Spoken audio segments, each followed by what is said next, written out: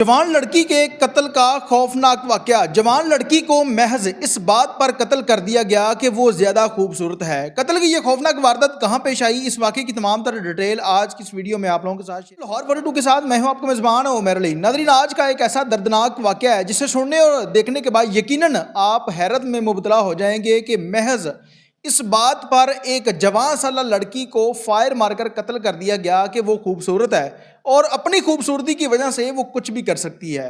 और कत्ल की यह खौफनाक वारदात पेशावर के अंदर पेश आई, जहां पर एक नादिया नामी लड़की रहती थी जो कि एक स्कूल टीचर है। अब इसकी एंगेजमेंट होती है और कुछ ही वक्त गुजरने के बाद काशिफ नामी शख्स के साथ जो इसकी एंगेजमेंट हुई थी वो टूट जाती है। उसके बाद इसके घर वाले दूसरा फिर रिश्ता करते हैं और इसका रिश्ता दूसरी दफ़ा एक उमैर नामी शख्स के साथ होता है। अब इनकी एंगेजमेंट हो जाती है और उसके बाद उमैर दुबई चला जाता है। जब वो शख्स दुबई चला जाता है तो उसके घर वाले इनके घर वालों के पास जाते हैं, कहते हैं कि हमें शादी की तारीख दी जाए ताकि हम शादी करना चाहते हैं। अब लड़की के घर वाले कहते हैं कि जब आप लोगों ने रिश्ता किया था तो उमैर के बाहर जाने के बारे में किसी किस्म की कोई बातचीत नहीं हुई थी और आप लोगों ने इसको बाहर भेज दिया, हमारी बेटी इधर रहेगी और किस तरह से ये मामला चलेंगे। अब उसके घर वाले कहते हैं कि पहले हमारा भी कोई प्लान नहीं था, अचानक से एक ऑफ़र आई है और जिस वजह से वो शख्स पाकिस्तान छोड़कर दुबई चला गया, अच्छा पैसा कमाएगा, इसका रोज़गार अच्छा चलेगा और इस वजह से हम चाहते हैं कि इन दोनों की शादी हो जाए। घर वाले कह देते हैं कि जी हमने रिश्ता नहीं करना, लिहाजा हमारी तरफ से आप लोगों को जवाब है। अब लड़की का नाम नादिया था, इसी वजह से दो जगहों से जब उसका रिश्ता टूट जाता है और इसी सदमे में उसकी वालदा बीमार हो जाती है। अब ये अपनी वालदा को मुतल्लिका अस्पताल लेकर जाती है। डॉक्टर कहते हैं कि इसको यहाँ पे एडमिट करना पड़ेगा, 2 से 4 दिन तक इनका मुसलसल इलाज होगा, जिसके बाद इनकी तबीयत ठीक हो जाएगी। अब ये उसको एडमिट करवा देती है और जिस तरह अगर कोई मरीज़ दाखिल हो, अगर औरत है तो उसके साथ एक औरत ऊपर रहती है ताकि उसकी मेडिसिन करना, उसकी देखभाल करना, उसको खाना पिलाना, इस तरह के मामलात करना। अब अपनी वालदा के पास नादिया वहाँ पर रुक जाती है। कभी एक्सरे करवा कर लेके आ रही है, कभी अल्ट्रासाउंड, कभी मेडिसिन, कभी इधर कभी उधर, इस तरह के मामलात करती है। वहाँ पर बहुत ज़्यादा परेशान हो जाती है। एक तौसीफ नामी शख्स जो कि डिस्पेंसर था, अब वो लड़की को देखता है कि लड़की बहुत खूबसूरत है और ये अपनी वालदा के साथ है। शख्स उसके साथ बात करने की कोशिश करता है और करते कराते ये शख्स अपने मकसद में कामयाब हो जाता है। उसका ख्याल रखता है, उसको अगर किसी चीज़ की ज़रूरत पड़ती है उसको बाहर से ला कर देना, उसकी मेडिसिन उसकी वालदा की ला कर देना और इस तरह करते कराते वो नादिया के दिल में जगह बना लेता है। अब तौसीफ नामी शख्स जो था ये पहले से शादीशुदा था और इसकी पहली बीवी का नाम सना था, इसके बच्चे भी थे। अब जो नादिया थी ये अनमैरिड थी, इन दोनों की आपस में दोस्ती हो जाती है और 9 माह तक इनका आपस में तल्लक चलता है। कुरान की मुलाकात भी होती है और उस मुलाकात की ये कुछ पिक्चर्स वगैरह ले लेते हैं। अब वो जो पिक्चर थी ये तौसीफ के मोबाइल में थी। तौसीफ जब घर जाता तो उसकी बीवी को शक होने लग गया कि मेरा शोहर जो है ये बदला बदला है, ये पहले की तरह नहीं है, ज़्यादा मोबाइल में घुसा रहता है और मेरे साथ ये सही तरीके से बात नहीं करता। और एक दिन ये आता है कि सना उसका मोबाइल पकड़ती है, पासवर्ड लगाकर जब गैलरी ओपन करती है तो वहाँ पर कुछ सेल्फी जो तौसीफ ने नादिया के साथ ले रखी थी वो उसके सामने आ जाती है। हैरान पेशेमान हो जाती है और उसका शक पक में बदल जाता है कि मेरा शोहर वाकयातन ही इस औरत के साथ नाजायज़ तल्लुकात में है जो दिखने में बहुत ज़्यादा खूबसूरत थी और यही चीज़ सना को बर्दाश्त नहीं होती।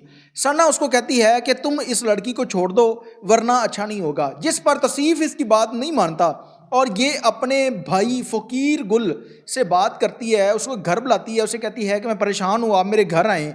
जब वो घर आता है तो ये उसको कहती है कि आज तक मैंने अपने घर के किसी मामलात में आप लोगों को परेशान नहीं किया, लेकिन अब पानी सर से गुजर गया है। एक लड़की जो है बहनोई के साथ बातचीत करती है और जितनी वो खूबसूरत है मुझे लगता है कि ये उसके साथ निकाह कर लेंगे या इन्होंने निकाह कर लिया है। और ये सारी कहानी अपने भाई को बताती है। भाई जो था उसने एक उजरती कातल यानी शूटर अरेंज किया जिसका नाम शाहिद था, उसको पैसे दिए और पैसे देने के बाद तमाम तर वकवा और उसकी तस्वीर वगैरह दिखाने के बाद जब वो लड़की जिसका नाम नादिया है ये घर से स्कूल की तरफ रवाना थी और पीछे से बाइक पर आता है और उसको 3 से 4 यके बाद दीगरे फायर मारता है और फायर लगने की वजह से वो लड़की वहाँ पर गिर जाती है, जिसकी वजह से उसकी मौत वाक़या हो जाती है।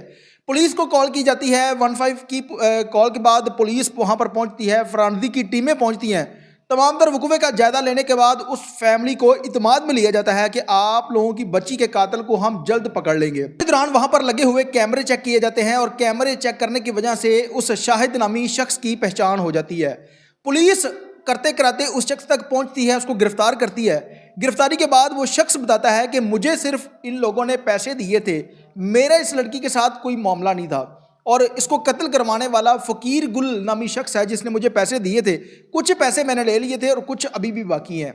इसके बाद पुलिस उसका डाटा निकलवाती है। सीडीआर निकलवाने के बाद उसको गिरफ्तार किया जाता है। जब उसको गिरफ्तार किया गया तो उसने बताया कि मेरी बहन का इसने घर खराब किया था, मेरी बहन इसकी वजह से परेशान थी, मैंने इसको हिरासत से हटाने के लिए इसको कत्ल कर दिया। उसके बाद उसकी बहन भी उस केस के अंदर फंस जाती है, और करते कराते इस केस के अंदर एक उजरती कातल, दूसरा उसका भाई, और तीसरी सना नामी तसीफ की बीवी, इन तमाम लोगों के ऊपर एफआईआर दर्ज हो जाती है। और मुकदमा दर्ज करने के बाद पुलिस ने इन लोगों को गिरफ्तार कर लिया है। अब एक औरत ने हसद और उस परेशानी की वजह से इतना बड़ा कदम उठाया कि उसने अपना हंसता बसता घर चंद मिनटों में ख़राब कर दिया। यानी कि घर तो ख़राब हुआ ही हुआ, उन बच्चों की ज़िंदगी तबाह हो गई, उस पूरे ख़ानदान की इज्जत मट्टी में मिल गई, उस पूरे ख़ानदान का जो है वो रुतबा, जो मकाम था, वो तबाह बर्बाद हो जाता है।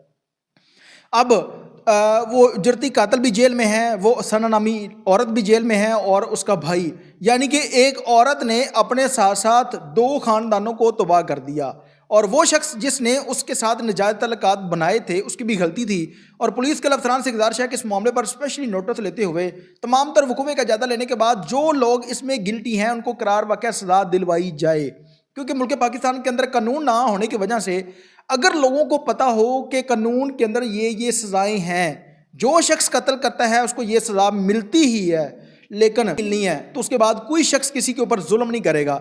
जब उनको पता है कि कानून है नहीं, तो कोई भी शख्स किसी भी छोटी सी बात पर किसी दूसरे इंसान की जान ले लेता है। इसलिए इस मुल्क के अंदर किसी ऐसे कानून की ज़रूरत है कि जिसमें हर उस जालिम शख्स को सज़ा दी जा सके, ताकि इस मुल्क के अंदर जो क्राइम की शरह दिन ब दिन बढ़ती जा रही है उसकी रोकथाम को यकीनी बनाया जा सके। इसके साथ ही अपने मेज़बान उमैर अली को इजाज़त दीजिए और देखते रहिए लाहौर 42 अलर्ट।